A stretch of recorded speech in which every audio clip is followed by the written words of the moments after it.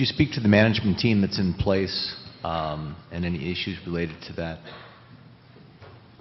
I'm sorry, would you repeat the question, please? Could you speak to the management team that's currently in place, their incentive packages, and any governance issues that you see? If I understand the question, you're asking if we spoke to the management? Could you describe the management team that's currently in place, that's leading the company? Sure. Have you identified any corporate governance issues in your review? Sure. The management team currently in place is the first team since the founder relinquished control of the company. They are professional businessmen and women. They are not entrepreneurs.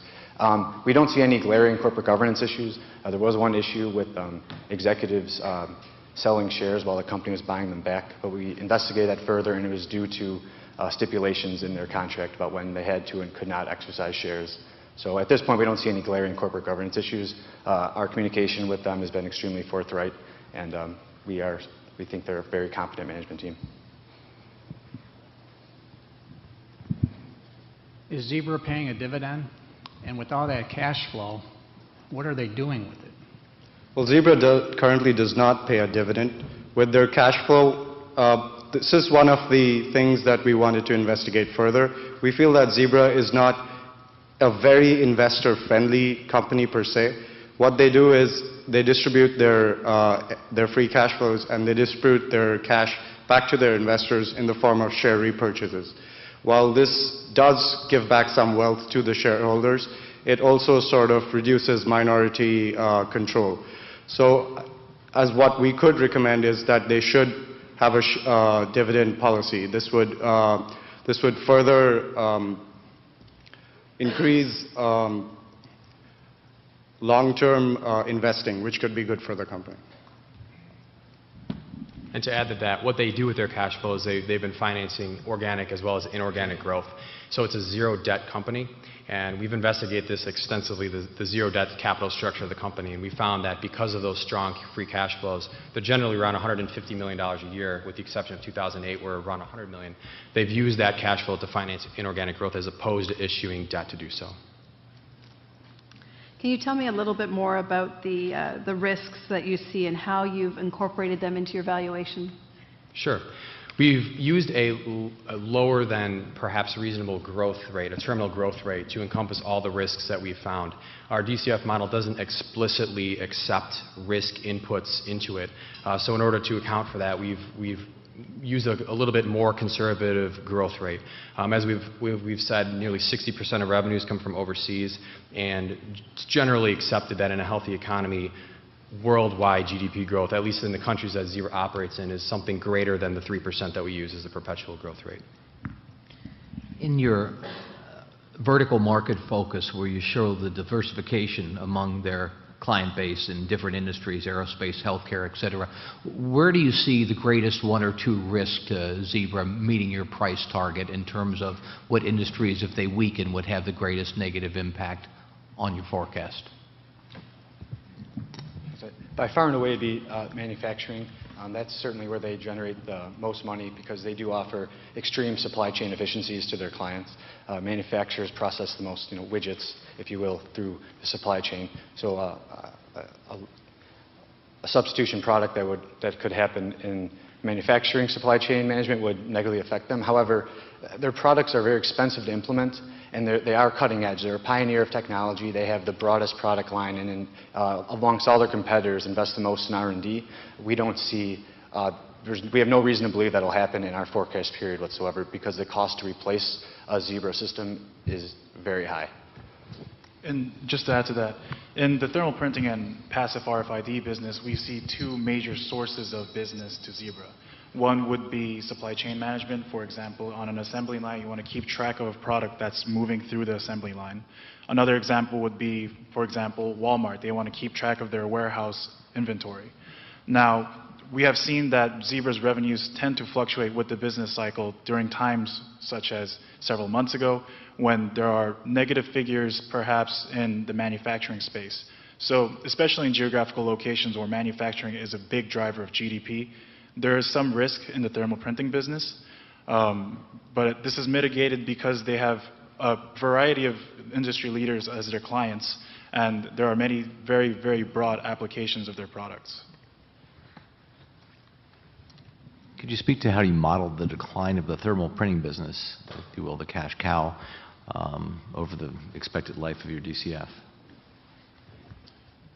Sure. The growth rate that we use in a perpetuity stage is not necessarily a decline in the growth of thermal printing.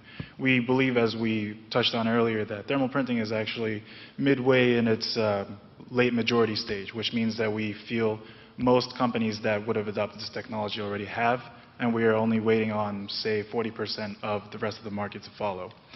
At the same time, we do feel that the thermal printing unit, the management strategy behind it is to grow market share in places that are underserved. For example, on the latest earnings call that I listened into or read the transcript of, one of the underserved regions that Zebra felt they could get their hands into was government.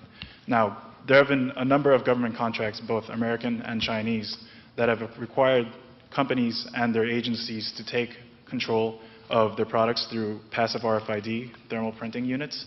This is a big source of revenue going forward, and this has been stressed many times in the earnings calls by management. We feel this is a reasonable strategy going forward. Can you talk a little bit about their capital expenditure plans? Again, with this use of the free cash flow they have. Zebra Technology Corporation has already incorporated the ERP system into their operations, which means there will be higher operation efficiencies. And by reading their 10K, they are not foresee their capital structure will be higher in the next few years, which has already been reflected in our forecasted cash flow statement.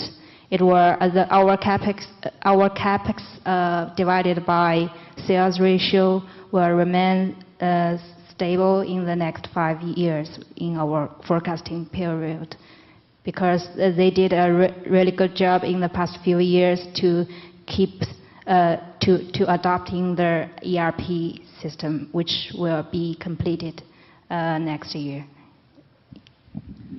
Why are they no longer segmenting the revenue? We feel that the products that Zebra and its competitors offer, there are a number of private competitors that we touched on, Datamax, O'Neill, Printronix. They all operate in a similar space where there's kind of a thin line between thermal printing and passive RFID. They are at the moment complementary, but they could at some point erode profits into each other, being more of a substitute. Now, this is important that Zebra, this is part of its strategy to kind of conceal exactly how much research and development and how much manufacturing they want to put into each segment. Because if you look at the earnings statement, let's say up to 2010 when they did report them separately, any company that is competing with you can figure out, let's say, how many hundreds of millions of dollars you are putting into investing in a new plant in this industry or in the other.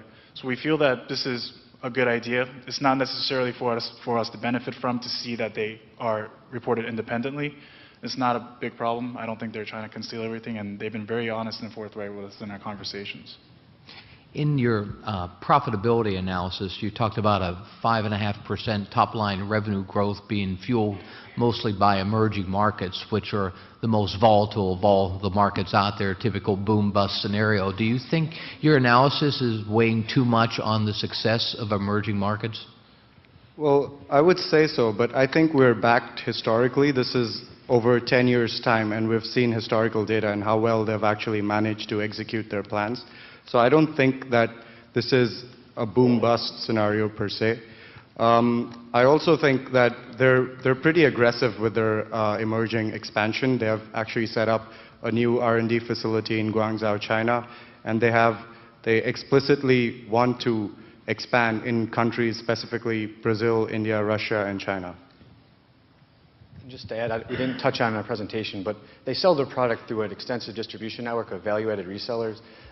These value-added resellers are completely in tune with the local markets they serve, and it does act as an additional buffer from the boom-bust idea of an emerging market. Additionally, too, they make a considerable amount of revenue from supplies, which are repeat orders, and that's another once they have their product in place, they have a profit stream to generate outside of just the hardware. that way they're insulated from maybe the volatility of emerging markets.